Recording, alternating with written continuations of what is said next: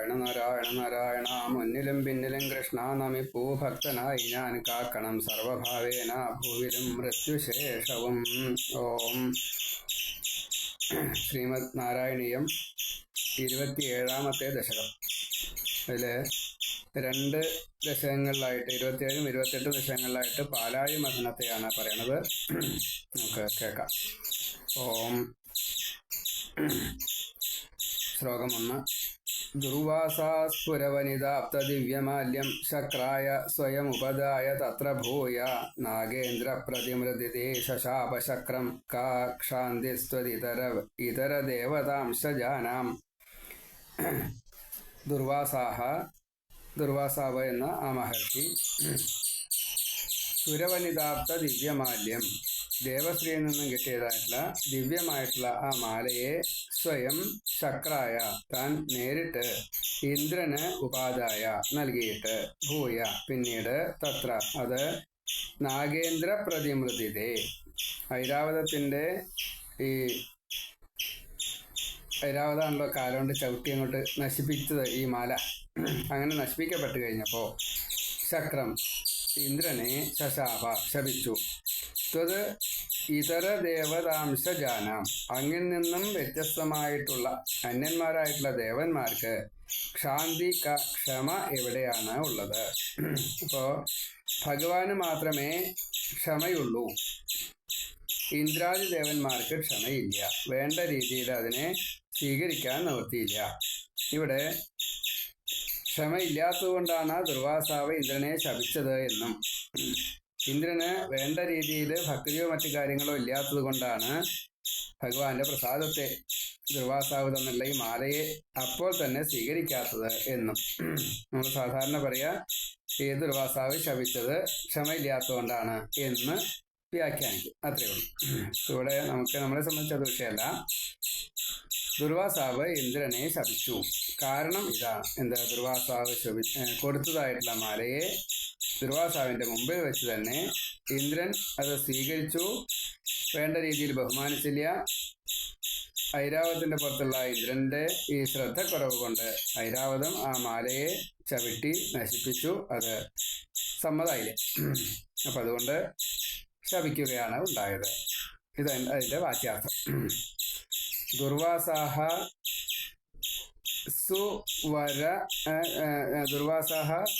സുര വനിത ആപ്ത ദിവ്യമാല്യം ശക്രായ സ്വയം ഉപദായ തത്ര ഭൂയ നാഗേന്ദ്ര പ്രതിമൃദിതേ ശശാപ ശക്രം കാക്ഷാന്തി തു ഇതര ദേവത അംശജാനാം. തു ഇതര ദേവത അംശജാനാം. ദുർവാസാ സുരവനിതാപ്ത ദിവ്യമാല്യം ശക്രായ സ്വയമുപദായ തത്ര ഭൂയ നാഗേന്ദ്ര പ്രതിമൃദിതേ ശശാപശക്രം കാക്ഷാന്തിസ്തു ഇതര ദേവതാംശജാനാം. ദുർവാസാഹ സുരവനിതാപ്ത ദിവ്യമാല്യം സ്വയം ശക്രായ ഉപദായ ഭൂയ തത്ര നാഗേന്ദ്ര പ്രതിമൃദിതേ ശക്രം ശശാപ ത്വദിതര ദേവതാംശജാനാം. ത്വദിതര ദേവതാംശജാനാം. അതായത് ത്വം അല്ലെങ്കിൽ ത്വത് ഈതരവത്, ത്വത് ഈതരവത്, ഇതര ദേവ ഈതരന്മാരായിട്ടുള്ള, ത്വെന്ന് വെച്ചാൽ അങ്ങിൽ നിന്ന്, അങ്ങയെ പോലെ എന്നുള്ള അർത്ഥത്തിൽ ത്വത് ഇതര മറ്റുള്ള ദേവതകളുടെ അംശജാനാം അംശങ്ങളായിട്ടുള്ളവര് എന്ന് സാരം. ത്വദിതര ദേവത അംശജാനാം ക്ഷാന്തി എന്താ? ക്ഷമ. ക്ഷാന്തി എന്നുള്ളത് സഹിക്കാനുള്ള കഴിവ് എന്നുള്ളതാണ്. തിരീക്ഷ എന്നുള്ള അർത്ഥം ശരിക്കും ശാന്തിക്ക് വരിക. ഏതായാലും അത് മറ്റുള്ളവർക്ക് ഇല്ല എന്ന് സാരം. അപ്പോൾ ദുർവാസാവ് എന്നുള്ള മഹർഷി ദേവസ്ത്രീയിൽ നിന്ന് കിട്ടിയതായിട്ടുള്ള ഈ ദേവന്മാരാ കൊടുക്കപ്പെട്ടതായിട്ടുള്ള മാല എന്ന് സാരം. അതാണ് അത്. ദേവന്മാരെ വെച്ചാൽ ദേവിമാര്, അല്ലെങ്കിൽ ശ്രീപാർവതി ആവാം, മഹാവിഷ്ണു ആവാം, മഹാദേവനാവാം. ശൈവശാക്തേയ വൈഷ്ണവ വ്യത്യാസത്തിൽ അത് മുനി ദുർവാസാവ് തന്നെയാണ്. പക്ഷേ ദേവത വ്യത്യാസം ഉണ്ടാവാം. അത്രയേ ഉള്ളൂ. അതേപോലെ സ്വീകർത്താവ് ഇന്ദ്രൻ തന്നെയാണ്. അത്രയേ ഉള്ളൂ. ഇപ്പൊ നമ്മള് പുരാണൈഹി ഭ്രമാവഹൈഹി എന്ന് പറയും. എന്നിട്ട് ഇത് ആ ആള് കൊടുത്തതാ ഈ ആള് കൊടുത്തതാ എന്ന് തർക്കിക്കും. ഈ തർക്കം ആവശ്യമില്ലാത്തതാണെന്നുള്ളത് ആദ്യം മനസ്സിലാക്കുക. നമുക്ക് വേണ്ടത് ഇതിന്റെ അന്വയിക്കുന്ന എവിടേക്കാണ്? ദേവന്മാരുടെ പ്രസാദമായിട്ട് കിട്ടിയ ഒന്നിനെ, പ്രത്യേകിച്ച് ബ്രാഹ്മണന്റെ കൈ കൊണ്ട് കിട്ടുന്ന ഒന്നിനെ. നമ്മൾ മേശാന്തിയുടെ അടുത്തുനിന്ന് അമ്പലത്തിൽ പോയ പ്രസാദം തരിക തേവരല്ല, ദേവിയല്ല പ്രസാദം തരിക, മേശാന്തിയാണ് തരിക. അപ്പൊ ആ മേശാന്തി തരുന്ന പ്രസാദത്തിനെ ദക്ഷിണ കൊടുത്ത് വാങ്ങിയിട്ട് അതിനെ അപ്പോൾ തന്നെ സ്വീകരിക്കണം, അനുഭവിക്കണം. സ്വീകരിച്ചാൽ മാത്രം പോലെ അനുഭവിക്കണം. ചന്ദന കിട്ടിയച്ചാൽ കുറിയിട, പൂവ കിട്ടിയച്ചാൽ തലേ ചൂട, പ്രസാദം പായസമൊക്കെ എണ്ണ കിട്ടിയച്ചാൽ ഒരു ലേശം കഴിക്കാം. അമ്പലത്തിൻ്റെ അകത്ത് വെച്ച് അശുദ്ധാക്കിയിട്ട് അങ്ങനെയൊന്നും വേണ്ട. പുറത്തേക്ക് പോയി കഴിഞ്ഞാൽ ആദ്യം തന്നെ ഒരു ലേശം ഒരു തുളസി പൂവുണ്ടോ മറ്റേ ആ പായസത്തിലൊന്നും മുക്കിയിട്ട് ആ തുളസി പൂവാണ് കഴിച്ചാൽ മതി. അപ്പോൾ പ്രസാദം സ്വീകരിച്ചു എന്ന് ആവുകയും ചെയ്തു. പിന്നീട് അത് ഗൃഹത്തിൽ പോയിട്ട് എല്ലാവരും ഒരുമിച്ചിരുന്ന് കഴിക്കണോണ്ട് വിരോധമില്ല, കഴിക്കുകയും ചെയ്യാം. കഴിക്കുകയാണ് വേണ്ടത്. പറഞ്ഞു വന്നതിൻ്റെ സാരത്തിലോ ഇത് അപ്പളേക്ക് സ്വീകരിക്കണം. തീർത്ഥായാലും പ്രസാദമായാലും ഒക്കെ അപ്പളേക്ക് സ്വീകരിക്കണം എന്നതാണ് പ്രധാനം.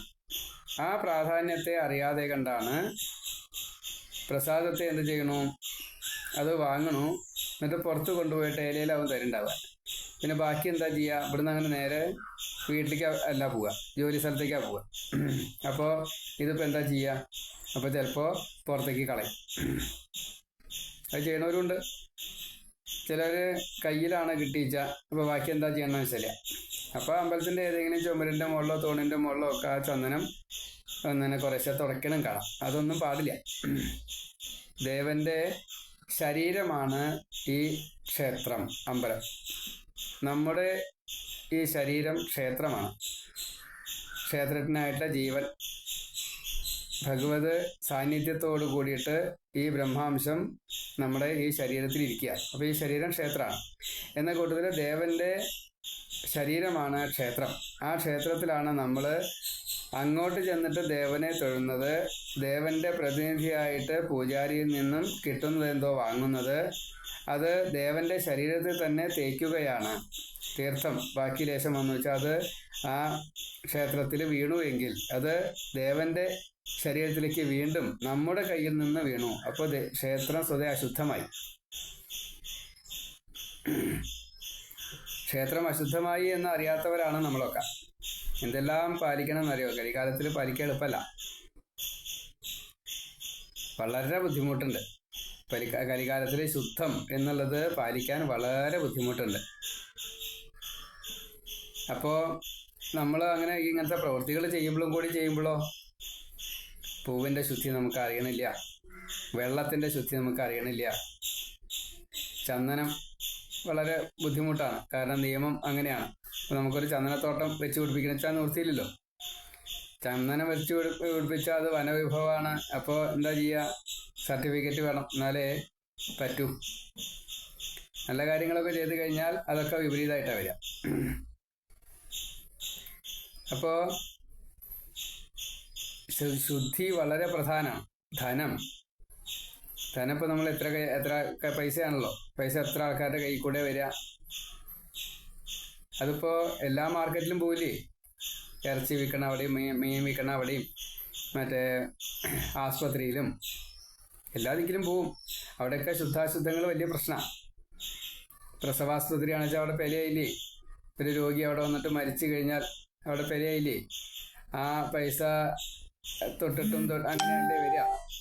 ഇനി അശുദ്ധമായിട്ട് വരുമ്പോൾ മത്സ്യമായാലും മറ്റേ ഈ ഇറച്ചി ആയാലും അശുദ്ധമല്ലേ അത്? അപ്പോൾ നമുക്കത് പ്രശ്നമായി. ക്ഷേത്രാചാര പ്രകാരം അത് തെറ്റാണ്, അത്രയേ ഉള്ളൂ. നമുക്കറിയില്ല. അശുദ്ധി എന്തായാലും സംഭവിക്കുമെന്ന് സാരം.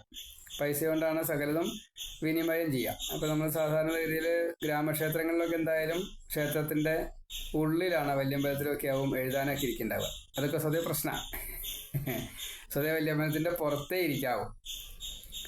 ജ്യോതിഷികൾ അതൊക്കെ പരസ്യമായിട്ട് പറഞ്ഞിട്ടൊക്കെ ഉണ്ടെച്ചാലും ഇന്നും അതൊന്നും നടക്കുന്നില്ല. കാരണം എല്ലാ ദിവസവും മേശെടുത്തിട്ട് പുറത്തേക്ക് വയ്ക്കാനോ അതൊന്നും ആളും ഉണ്ടാവില്ല. ഗ്രാമത്തിലാണ് വെച്ചാൽ നീ മറ്റേ ധാരാളം വരുമാനമുള്ള അമ്പലങ്ങളാണ് വെച്ചാലോ, അപ്പം അത് പുറത്തായിരിക്കും. അവിടെ ഈ ഷീട്ടൊക്കെ ആക്കിയതിൻ്റെ ശേഷം ആണ് ക്ഷേത്രത്തിലേക്ക് പോവുക. എന്നിട്ടാണ് മറ്റേ ഇതൊക്കെയാണ് കൊടുക്കുക. അപ്പോൾ നമ്മൾ ആദ്യമേ തന്നെ ഈ ശുദ്ധന്മാരിലൊക്കെ കഴിഞ്ഞതിൻ്റെ ശേഷമാണ് അകത്തേക്ക് ചെല്ലുക. അപ്പോൾ അവിടെ ഈ സ്വതേ ആദ്യം വേണ്ടത് എങ്ങനെയാണ്? ആദ്യം കുളിച്ച് നമ്മൾ നേരിട്ട് വലിയ ക്ഷേത്രങ്ങളാകുമ്പോൾ ആദ്യം ദേവനെ തൊഴുക. ഒരു തവണ ദർശനം കിട്ടുള്ളൂ, കാരണം നീണ്ട ക്യൂ. 4 മണിക്കൂർ നിന്നിട്ടോ 7 മണിക്കൂർ നിന്നിട്ടോ 12 മണിക്കൂർ നിന്നിട്ടോ ഒക്കെയാണ് ഭഗവാനെ തൊഴാൻ സാധിക്കുക. അപ്പോൾ അങ്ങനെ തൊഴുമ്പോൾ പിന്നീട് രണ്ടാമത് ദേവനെ വരിയിൽ നിന്ന് തൊഴാൻ സാധിച്ചോളണമെന്നില്ല.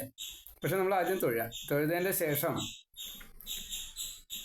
ഷീട്ടാക്ക്, പിന്നെ പുറത്ത് പ്രദക്ഷിണം വയ്ക്കുക, അതിനൊക്കെ പ്രശ്നങ്ങളില്ലാതെ കഴിയുമല്ലോ. അപ്പോൾ കുറച്ച് അശുദ്ധാവലി കുറയും എന്ന് സാരം. അതാണ്, അത്രയേ ഉള്ളൂ. തൊഴുക എന്നുള്ളതാണ് ഏറ്റവും പ്രധാനം. പിന്നെ സമർപ്പണം, അത് രണ്ടാമത്തേത്. പ്രദക്ഷിണ നമസ്കാരാദികൾ അതൊക്കെ ഈ രണ്ടാമത്തെ കഴിഞ്ഞ് മൂന്നാമത്തെ മതി ശരിക്കും ഷീട്ടാക്കൽ, അങ്ങനെയാണ് പറയുക. നമ്മൾ ചെന്ന് കഴിഞ്ഞ് ആദ്യം തൊഴുത് പിന്നെ പ്രദക്ഷിണ നമസ്കാരാദികൾ കഴിഞ്ഞ് ഇപ്പോൾ നമ്മൾ നമ്മളെ തന്നെ സമർപ്പിക്കൽ കഴിഞ്ഞു. അപ്പം അതിന് ശേഷമാണ് ഈ ഷീട്ടാക്കലും മറ്റു കാര്യങ്ങളൊക്കെ. അത് വിനിമയം ആണ്. ആദ്യത്തേത് സമർപ്പണമാണ്. രണ്ടാമത്തെ സമർപ്പണം എന്നുള്ളത് മൂന്നാമത് ചെയ്യുന്നതായിട്ടുള്ള ഈ കാര്യം അത് വിനിമയം ആണ്. സമർപ്പണം തന്നെയാണ്, അതില്ലാതെ കണ്ട് ക്ഷേത്രം നിലനിൽക്കൂല. അപ്പം അതും നമ്മൾ ചെയ്യണം. അത് നമ്മുടേതായിട്ടത് മുഴുവൻ എന്താ ചെയ്യേണ്ടത്? ഭഗവാന് കൊടുക്കുക എന്നതാണ്. അപ്പം നമ്മൾ മുഴുവനെ കൊടുക്കുക എന്നുള്ളതല്ല, നമ്മളൊരു അംശം കൊടുക്കും. അപ്പം അതിൽ ഭണ്ഡാര സമർപ്പണം, നേദ്യം തൊട്ടുള്ള കാര്യങ്ങൾ, ഷീട്ടാക്കല്, പൂജാരിയിൽ നിന്നും വാങ്ങുന്നതായിട്ടുള്ള ആ തീർത്ഥായാലും വേണ്ടി പ്രസാദമായാലും വേണ്ടി അത് പൂജാരിക്ക് ദക്ഷിണ കൊടുത്തിട്ട് വാങ്ങല്, ഇത് 3 കാര്യങ്ങളും നിർബന്ധമായിട്ടും ചെയ്യണം. ഒന്ന് ഭണ്ഡാര സമർപ്പണം, ഒന്ന് ഷീട്ടാക്കല്, ഒന്ന് പൂജാരിക്ക് ദക്ഷിണ കൊടുക്കല്. ഇത് 3ഉം ധനവിനിമയമായിട്ട് ചെയ്യണം. ഇത് നിർബന്ധമാണ്, എന്നാലേ പൂർണ്ണമാവുള്ളൂ. അതേപോലെ തൊഴുക, പ്രദക്ഷിണം വയ്ക്കുക, നമസ്കരിക്കുക, ഇത് 3ഉം ഈ ജീവനും മനസ്സും ദേഹവും കൂടി ബന്ധപ്പെട്ടിട്ടുള്ള 3 കാര്യങ്ങളാണ്. തൊഴുക, പ്രദക്ഷിണം വയ്ക്കുക, നമസ്കരിക്കുക. പിന്നെ കുറച്ച് നേരമെങ്കിലും അവിടെ ഇരുന്ന് ക്ഷമയോടുകൂടി ഇരുന്നിട്ട് 5 മിനിറ്റ് ആയാലും വേണ്ടിയ 10 മിനിറ്റ് ആയാലും വേണ്ടില്ല, 12 നാമമെങ്കിലും ജപിക്കാൻ അവിടെ തയ്യാറാവണം. ഒരു നാടകമാണ്. ഈ നാടകം അവിടെ കാണിക്കണം. അതും അതിൻ്റെ ഒരു ഭാഗമാണ്. പിന്നെ അടുത്തതാണ് ദീനസേവ എന്നുള്ളത്. അതിനെ ഇന്ന് വല്ലാതെ കണ്ട് ചൂഷണം ചെയ്യുന്നുണ്ട്. ദീനസേവ എന്നുള്ളത് യാചകർക്ക് ഭിക്ഷ കൊടുക്കലാണ്, പിന്നെ അന്നദാനം കൊടുക്കലാണ്. അന്നദാനം, ഭിക്ഷ എന്നുള്ളത് ഇന്ന് കുറച്ചൊരു കച്ചവടമായിട്ടുണ്ട്. അതും ഒരു പ്രശ്നമാണ്. അപ്പോൾ അതിനെ എങ്ങനെ യുക്തം പോലെ ചെയ്യാൻ പറ്റുമോ യുക്തം പോലെ ചെയ്തോളാം, വേറെ മാർഗമില്ല. നമുക്ക് ചെയ്യാൻ പറ്റുന്നത് ചെയ്യാം. യുക്തത്തിനനുസരിച്ച് അവനവൻ്റെ ഇഷ്ടത്തിനനുസരിച്ച് അത് ചെയ്തോളാം, അത്രയേ ഉള്ളൂ. അപ്പോൾ ക്ഷേത്രം എപ്രകാരത്തിലാണോ പരിപാലിക്കപ്പെടേണ്ടത് അതേപോലെ തന്നെയാണ് കഥയിലും ഈ കാര്യത്തെ പറഞ്ഞിട്ടുണ്ടാവുക. ഇപ്പോൾ ഇവിടെ പൂജാരിയായിട്ടുള്ള ദുർവാസാവ് മഹർഷി, ദേവത ഏതായാലും കുഴപ്പമില്ല, ശൈവ വൈഷ്ണവ ശാക്തേയം, അതിൽ നിന്നും കിട്ടിയതായിട്ടുള്ള പ്രസാദം ഇവിടെ തീർത്ഥോ ചന്ദനക്കുറിയോ അല്ല, പൂവ് അല്ലെങ്കിൽ മാല.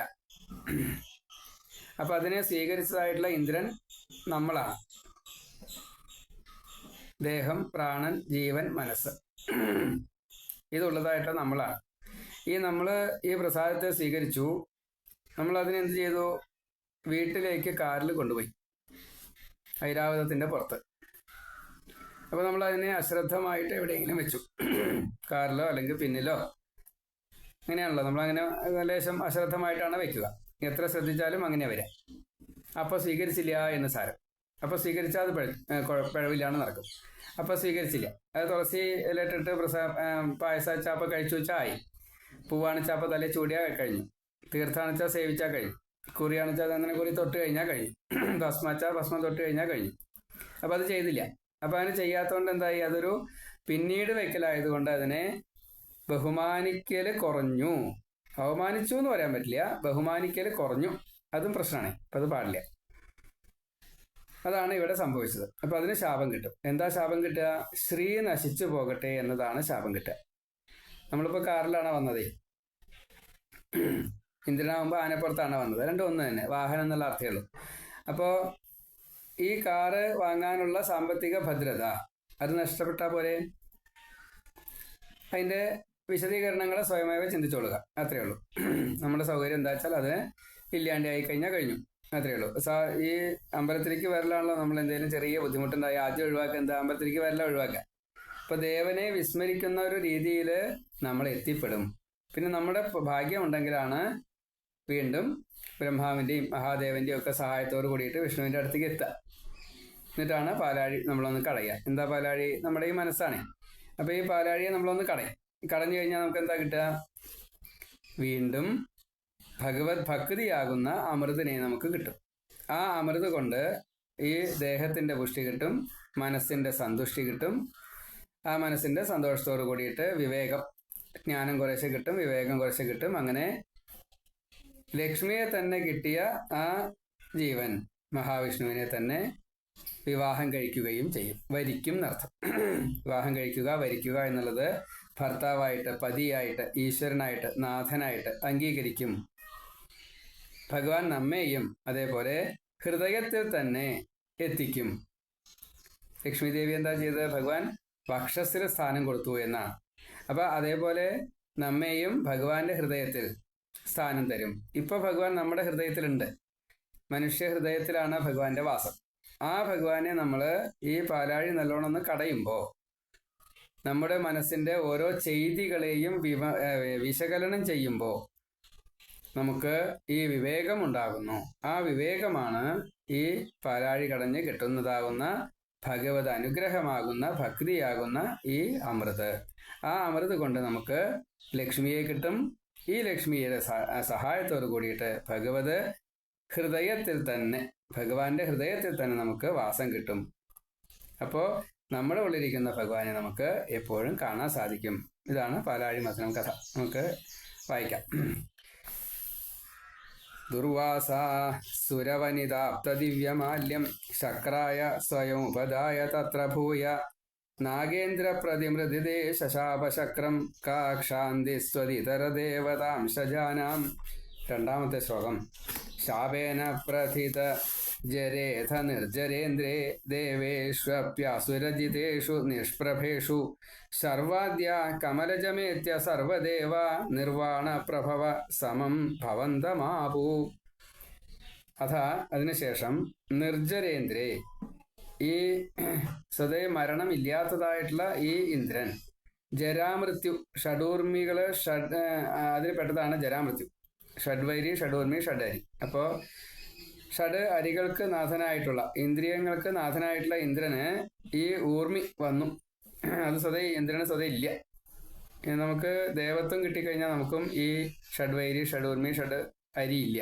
പക്ഷേ ഇന്ദ്രന് ചിലപ്പോൾ ഈ മറ്റുള്ള ഏതൊക്കെയോ ചില ദോഷങ്ങൾ വരുമ്പോഴാണ് ഈ 18 എണ്ണം കയറി വരിക. ഈ 18 എണ്ണത്തിന് നമ്മൾ എന്ത് ചെയ്യണം?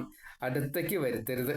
അപ്പൊ ഇവിടെ നിർജരേന്ദ്രനായിട്ടുള്ള ഇന്ദ്രൻ ശാപേന, ഈ ശാപം കൊണ്ട് പ്രഥിത ജരേ, ജര കൊണ്ട് വിഷമിപ്പിച്ചു. ജരാന്തര വന്നിട്ട് വിഷമിപ്പിച്ചു, വൃദ്ധനായി സാരം. ദേവേഷു അപി, ഈ ദേവന്മാരെല്ലാവരും, ഏതാ ഇന്ദ്രൻ മാത്രമല്ല, അപ്പോൾ മറ്റെല്ലാ ദേവന്മാരും എന്ന് വെച്ചാൽ കണ്ണിൻ്റെയും കാതിൻ്റെയും നാവിൻ്റെയും തൊലിയുടെയും ചെവിയുടെയും എല്ലാറ്റിൻ്റെയും ദേവന്മാർക്ക് എന്ത് സംഭവിച്ചു?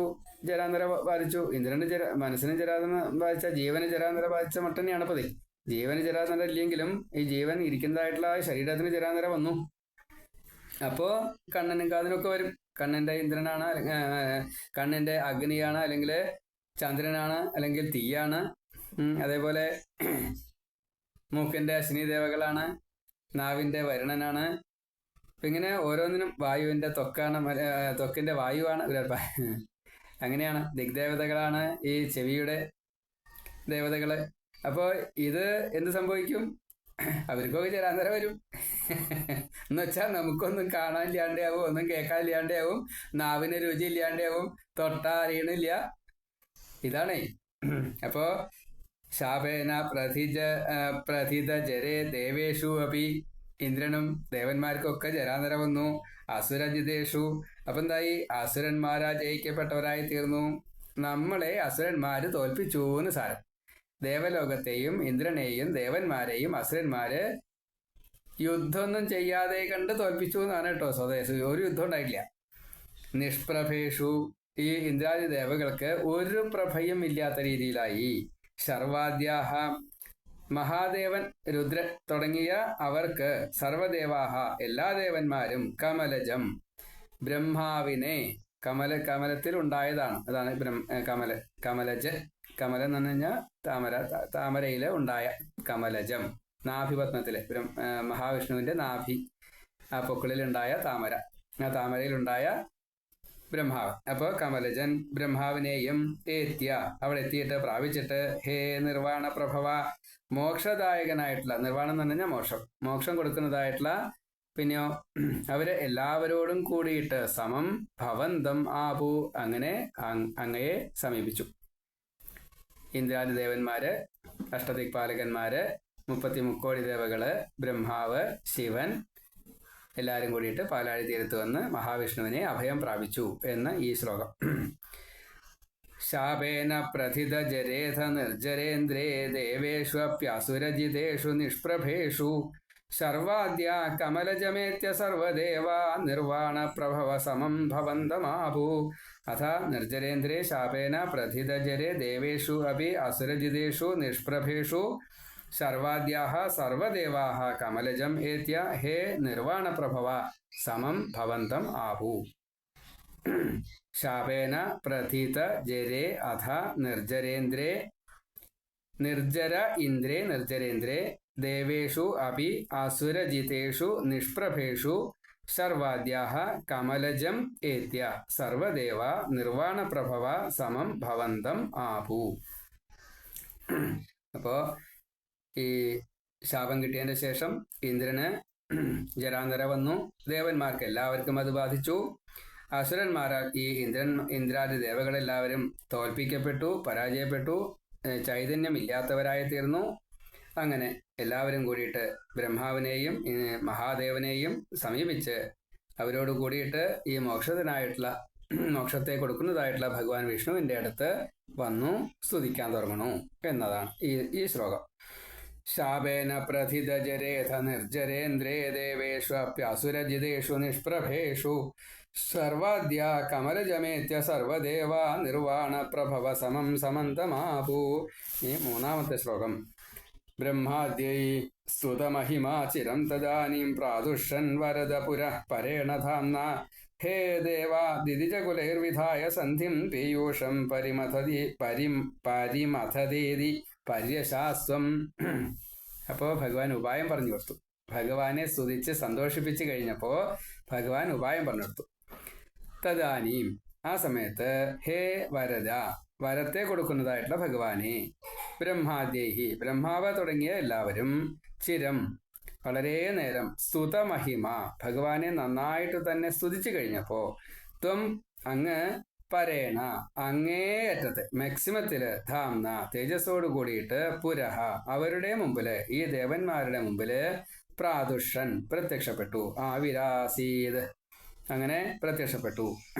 പിന്നെയോ, ഹേ ദേവ, അല്ലയോ ദേവന്മാരെ, മഹാവിഷ്ണു ദേവന്മാരെ വിളിക്കുകയാണ്, അല്ലയോ ദേവന്മാരെ, ദിദിജ കുലൈഹി, അസുരന്മാരുടെ വർഗത്തോട്, ദിതി അസുരന്മാരുടെ, ദൈത്യന്മാരുടെ അമ്മയാണ്, ആ ദിദിജ കുലൈഹി, ഈ അസുരന്മാരുടെ വർഗത്തോട്, സന്ധിം വിധായ, സന്ധിയെ ചെയ്യൂ, നിങ്ങൾ ദേവന്മാരും അസുരന്മാരും തമ്മിൽ സന്ധി ചെയ്യൂ. എന്നിട്ടോ, പീയൂഷം പരിമഥത, അമൃതിനെ കിട്ടുവാൻ വേണ്ടിയിട്ട് പാലാഴിയെ കടഞ്ഞാലും നമ്മൾ കുറച്ച് കൂട്ടിച്ചേർക്കണം, അല്ലെങ്കിൽ ശരിയാവില്ല. ഇതി ത്വം പര്യശാഹ, എന്നിട്ട് ഇപ്രകാരത്തില് ഭഗവാനെ അങ്ങ് അവരെ ശാസിച്ചു. പര്യശാഹ, പരിശാസിച്ചു, നല്ലോണം ചീത്ത പറഞ്ഞു. പക്ഷെ അനുഗ്രഹമായിട്ടാണ് ചീത്ത പറഞ്ഞത്, അതാണ്.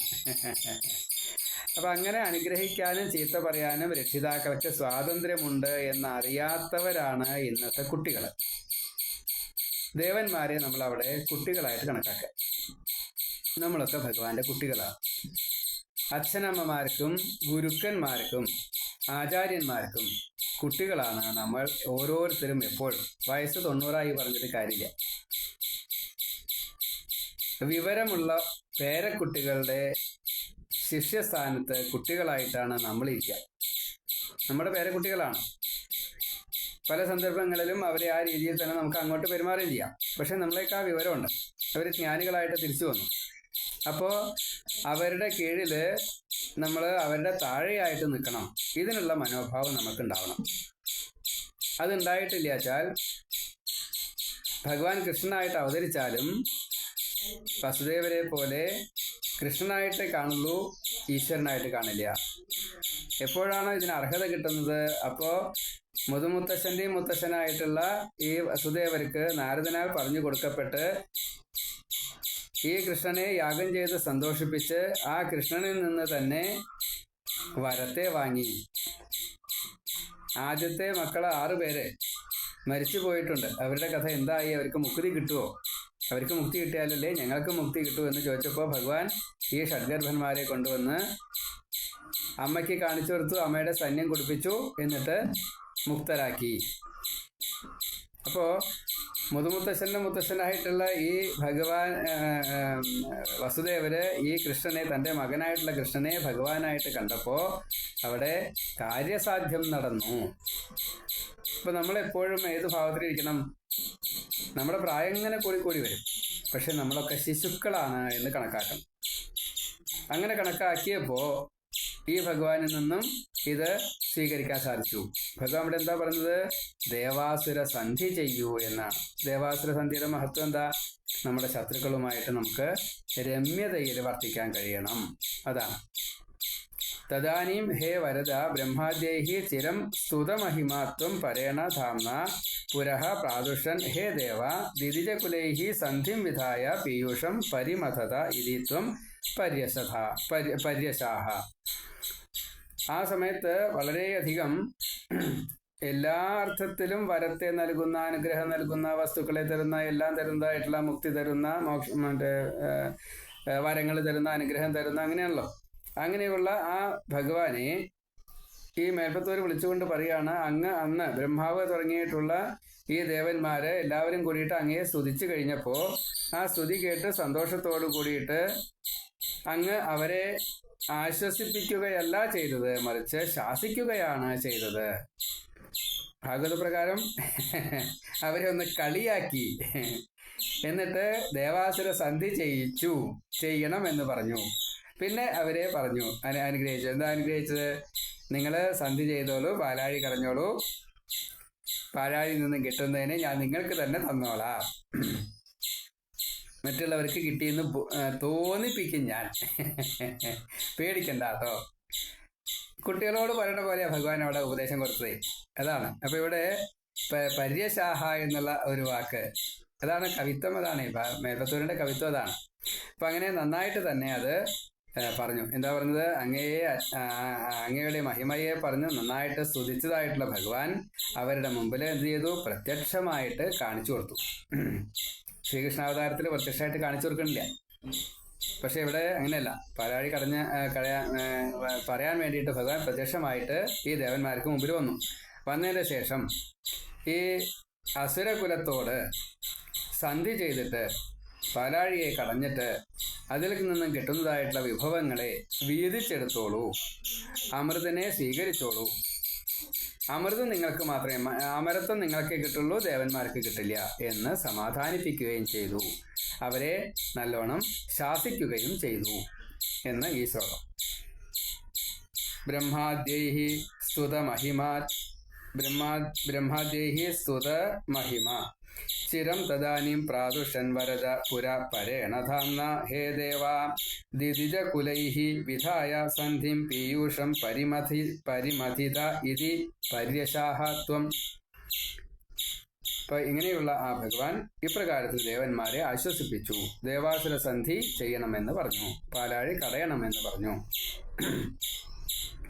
ബ്രഹ്മാദ്യൈ സ്തുതമഹിമാ ചിരം തദാനീം പ്രാദുഷൻ വരദ പുരഃ പരേണ ധാംന ഹേ ദേവാ ദിദിജകുലൈർവിധായ സന്ധിം പീയൂഷം പരിമഥതേതി പര്യശാസ്ത്വം.